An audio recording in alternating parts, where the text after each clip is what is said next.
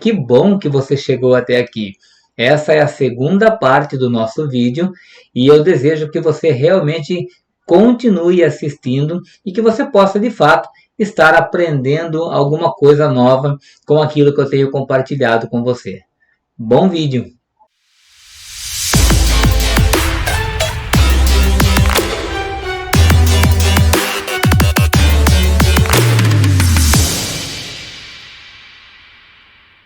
Eu quero que você olhe um pouco para essa imagem e vou repetir aí o texto que eu falei para você, que diz: o ladrão não vem senão a roubar, a matar e a destruir. Eu vim para que tenha vida e a tenha com abundância. Percebe que o objetivo do diabo é só te acusar, é só te tentar, é só te destruir. Mas Deus quer que você tenha vida e vida em abundância. Então, a pergunta que você deve se fazer é: a quem você está dando ouvidos? Então, eu convido você para vir comigo e viver uma vida longa e saudável. Agora, a pergunta é: por que algumas pessoas conseguem e outras não? Você deve estar se perguntando isso. Olha, pastor, pastor, eu já tentei de tudo, eu já fiz de tudo, já tentei caminhar, mas aí eu parei no meio do caminho, já tentei fazer dieta e parei no meio do caminho. Então, por que algumas pessoas conseguem e outras não? Por que algumas pessoas conseguem ter o corpo que desejam e outras não? Existe no nosso cérebro uma chavinha que precisa ser virada. Como assim, pastor? Que chave é essa? Pois é, desde que nós nascemos, o nosso cérebro ele recebe informações. Na verdade, ele recebe informações desde que estamos no ventre da nossa mãe. Essas informações que o nosso cérebro recebe faz com que a gente acredite em algumas realidades. Esse tipo de coisa que nós aprendemos e que faz com que a gente acredite em algumas realidades, nós chamamos de crenças. Veja, não estou falando aqui de crença religiosa, não estou falando aqui de fé, não estou falando aqui de religião. Estou falando que da maneira que o seu cérebro é formado, da maneira que o seu cérebro é moldado com as informações desde o ventre, você vai adquirindo crenças a respeito daquilo que você é capaz, a respeito daquilo que você pode ou não fazer. Quando você está lá no ventre da sua mãe, ou quando você nasce, o seu cérebro ele é como se fosse esse CD virgem, e ele começa então a gravar informações. E por onde que entram as informações no nosso cérebro? Elas entram através de tudo aquilo que a gente vê, de tudo aquilo que a gente ouve e de tudo aquilo que a gente sente. Então, desde criancinha, pode perceber, quando uma mulher está grávida e ela está sentada, quietinha lá no sofá, e de repente ela leva um susto, ou chega alguém que ela gosta, ou ela vê alguma coisa que ela quer comer, a criança não reage lá dentro, né? Ela fala: olha, o bebê chutou, o bebê se mexeu. Tudo isso por quê? Porque ele está recebendo informações. E quando a gente nasce, e principalmente na infância, até os 8 anos de idade, tudo aquilo que nós vemos, ouvimos e sentimos vão criando no nosso cérebro um fenômeno que nós chamamos de sinapses neurais. O que é esse palavrão, uma sinapse neural? Imagine que lá no nosso hipotálamo, dentro do nosso cérebro, existem os neurônios. Esses neurônios, eles precisam se comunicar como se eles fossem fios elétricos, como se eles fossem cabos elétricos. Então eu tenho um neurônio, outro neurônio, e a conexão entre esses neurônios, ela acontece através dos neurotransmissores. Então, quando um neurotransmissor ele começa a mandar mensagem, né? Eu chamo isso de mensageiro químico. Quando ele começa a mandar mensagem de um neurônio para o outro, então as sinapses elas começam a acontecer. Agora, como que isso funciona? Quanto mais forte for o impacto emocional, mais forte aquela lembrança ficará guardada no seu cérebro. E também vai depender muito do tipo de neurotransmissor que você está que está atuando no seu cérebro. Veja que eu coloquei nessa tela uma pequena lista de alguns exemplos de neurotransmissores. E esses que estão um pouquinho maiores, que eu dei um pouco mais de ênfase, a dopamina, o cortisol, a serotonina e tem outros aí, são neurônios que praticamente eles influenciam no nosso estado emocional.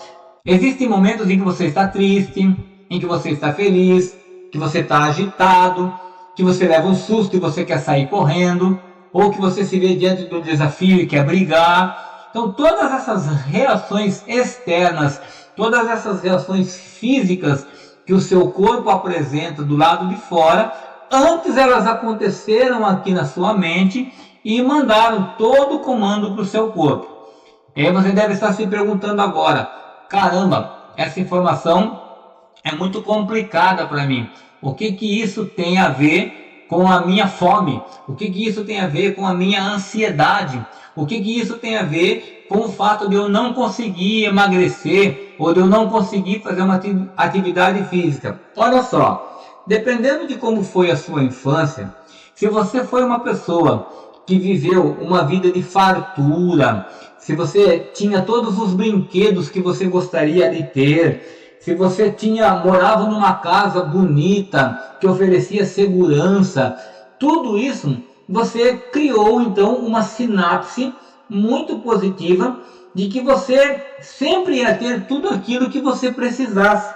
Mas se você viveu numa área de escassez e se você sofreu muitas privações durante a sua infância, a partir do momento em que você começa a crescer um pouco, tudo aquilo que você começa a adquirir, você quer adquirir demais. Você quer muito aquilo. Por quê? Porque o seu cérebro cresceu sofrendo privações. Vou te dar um exemplo. Quando eu era criança, eu era muito pobre, mas muito pobre mesmo. E minha mãe não tinha condições de me dar chocolate. Então eu tinha muita vontade de comer chocolate. O que aconteceu? Depois que eu tomei uma certa idade, que eu comecei a trabalhar e que eu comecei a ganhar o meu próprio salário, eu comia chocolate demais. Eu comia chocolate como se o mundo fosse acabar. Por quê? Porque eu tive privação de chocolate na minha infância. Está conseguindo entender? Está fazendo sentido para você? Uma outra situação está diretamente ligada ao alimento mesmo. Existem crianças que não tem vontade de comer nada, ela quer um Danone, ela come, ela quer um biscoito, ela come, ela quer comer o McDonald's, ela come, ou seja, o que essa criança tem vontade, ela come. Os pais sempre estão saciando a vontade dessa criança. Por outro lado, outras crianças, elas literalmente passam fome, ela não tem o que comer. O que vai acontecer quando essa criança crescer? Ela vai querer comer como uma desesperada, achando que o alimento vai acabar no dia seguinte. Uma outra situação é a confusão mental. Se uma criança cresce num lar saudável, num lar amigável, num lar cheio de amor, cheio de paz, cheio de carinho, ela não precisa procurar fuga em nada. Mas se essa criança cresce num lar onde o tempo todo ela está vendo os pais brigando, os pais discutindo, essa criança não recebe amor, essa criança não recebe carinho, automaticamente o seu cérebro vai conduzir essa criança para uma região de fuga, para um ambiente de fuga. E normalmente qual é esse ambiente de fuga? Comida. A criança vai comer alguma coisa. Então cuidado com a confusão mental que você gera nos seus filhos. Uma outra situação, e essa situação também é muito delicada, é com relação ao que você ouve.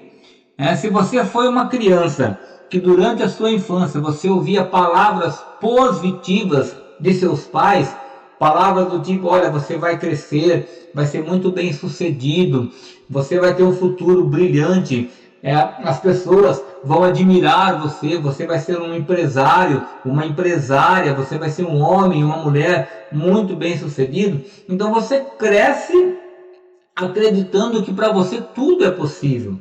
Mas se ao contrário disso, você cresce em um lar onde você só ouve palavras destrutivas, E aí você ouve coisas do tipo: você é um vagabundo, você não faz nada direito, você não faz nada que presta. Para uma filha moça, a mãe chama: você é uma vagabunda, você é uma vadia, você não presta para nada. Como que essa criança vai crescer? Ela vai crescer achando que realmente ela não vale nada, que ela não presta para nada, que nada que ela fizer vai ter valor, vai ter importância para ela, e ela vai precisar buscar fuga em algum lugar. Uma outra coisa muito forte que acontece também durante a infância e que gera impactos emocionais muito fortes é o abandono. Ou a mãe abandona os filhos e vai embora, ou o pai abandona os filhos e vai embora, ou os dois abandonam os filhos e vai embora.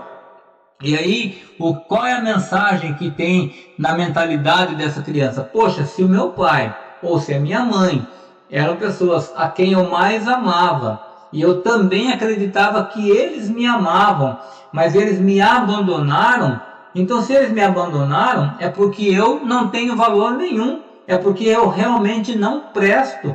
E aí o que essa criança vai fazer quando ela crescer? Ela não vai dar valor ao seu corpo, não vai dar valor à sua saúde, ela vai realmente se autodestruir, porque dentro da mente dela existe uma sinapse, existe ali uma informação dizendo: você não tem valor, você não presta, não vale a pena viver. E essa criança, essa pessoa, então ela vai se autodestruir durante toda a sua vida.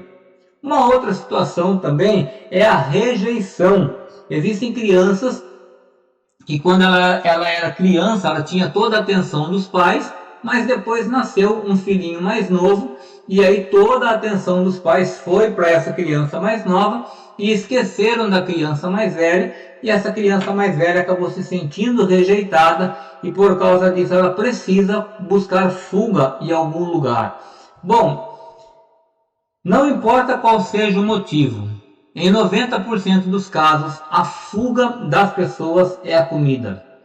Ela vai comer para se autodestruir, ela vai comer para compensar um vazio, ela vai comer de medo de passar fome, ela vai comer de medo de passar privações, ela sempre acaba comendo. E depois que essa pessoa começa a comer demais, ela ganha peso, e ela toma consciência de que ela ganhou peso, ela olha para o corpo dela, ela olha para a saúde dela, e ela diz assim: eu preciso emagrecer, eu preciso cuidar da minha saúde. Só que aquele start que ela teve de que ela precisa emagrecer, de que ela precisa cuidar da saúde, só está relacionada à estética ou a alguma enfermidade que ela tem naquele momento, mas ela não mudou as crenças dela. Então o que acontece? Ela até tenta emagrecer sozinha. E aí ela vai caminhando, vai se esforçando. Então eu dei como exemplo aqui, como se a pessoa estivesse subindo aí alguns degraus rumo ao seu troféu, rumo a um corpo maravilhoso, a um corpo saudável. Então ela começa a caminhar, ela começa a fazer uma dieta, aí ela chega ali mais ou menos no degrau 5 aí da nossa ilustração.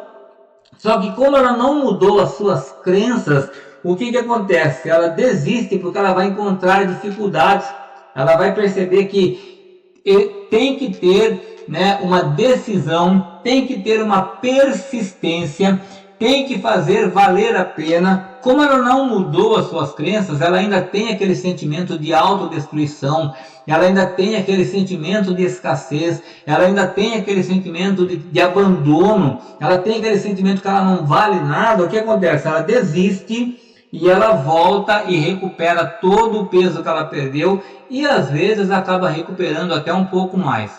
Só que o tempo passa, ela se incomoda com aquela situação e ela fala: não, dessa vez eu vou conseguir, dessa vez vai dar certo. Ela não mudou as crenças, mas ela tenta de novo. Por quê? Porque ela quer emagrecer.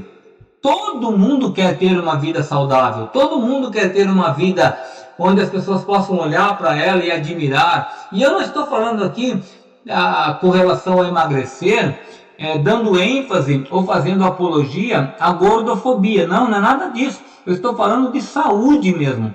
Veja que desde o começo desse vídeo eu estou defendendo que a Organização Mundial da Saúde, ela diz que se uma pessoa está com IMC acima de 30, e essa pessoa não pratica atividade física, essa pessoa não faz uma academia, ou seja, se o índice de massa corporal dela está elevado, significa que ela está com doença crônica. Não sou eu que estou falando, é a Organização Mundial da Saúde. Eu não estou falando de estética, não estou falando aqui de nenhum preconceito, não estou criticando as pessoas que têm dificuldade em perder peso. Eu estou aqui à luz da palavra de Deus, pregando a palavra de Deus para você. E também não estou falando aqui que se você estiver acima do peso, você vai para o inferno. Nada disso. Eu estou oferecendo uma qualidade de vida, vida abundante. Jesus disse que veio para dar vida abundante. E o diabo veio para destruir. E aí tem uma passagem na Bíblia que fala assim: eu coloco diante de vocês a bênção e a maldição. Escolha, o que vocês querem? Você quer ter uma vida doente? Uma vida onde você vive tomando remédio? Pressão alta, diabetes, dores nas costas, dores no joelho, insônia, sudorese, cansaço, infarto, AVC. É isso que você quer? Ou você quer ter uma vida onde você pode curtir com seus filhos, com seus netos? Gente, eu já sou bisavô.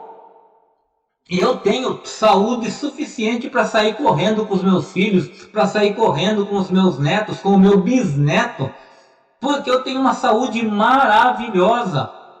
É isso que eu estou propondo aqui. Não estou falando de inferno, não estou falando de preconceito, não estou falando de nada disso. Estou te oferecendo saúde à luz da palavra de Deus e você cuidando da sua saúde. Então, se você não mudar aqui a forma de você pensar a seu respeito, o que vai acontecer? Você vai chegar lá no nível 8 do nosso degrau ilustrativo aqui, mas você vai desistir e vai voltar de novo. E aí, de tantas vezes tentando e não conseguindo, tentando e não conseguindo, chega uma hora que você desiste de vez e acaba se entregando até a morte. O problema é que quando você não consegue, você tenta várias vezes e não consegue, você começa a tentar encontrar culpados. Você acaba querendo culpar alguém. E aí você fala assim: eu não consigo emagrecer porque a minha obesidade é congênita. Ou, eu não consigo emagrecer porque o meu biotipo é assim mesmo.